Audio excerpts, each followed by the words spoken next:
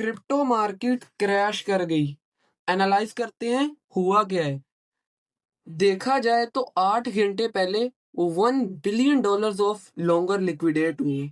Meta planet ने और Michael Saylor ने आज बिटकॉइन को खरीदा है।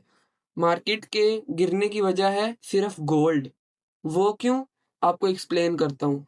देखें, ग्लोबल लिक्विडिटी सारी क्रिप्टो से और स्टॉक से गोल्ड में शिफ्ट हो रही है। इस वजह से क्रिप्टो मार्केट क्रैश कर गई। फियर एंड ग्रीड देखे तो बिल्कुल न्यूट्रल पर है। ऑल सीजन इंडेक्स 62 पर है जो कि गिरा है, बट एवरेज आरएसआई अनसर्टेन है और बिल्कुल ओवरसोल्ड एरिया पे है। तो जी हाँ गाइस, ये बेहतरीन टाइम है लॉन्ग्स ओपन करने का, या different alt coins like Ethereum में और एक्सआरपी में, स्पॉट में या फ्यूचर में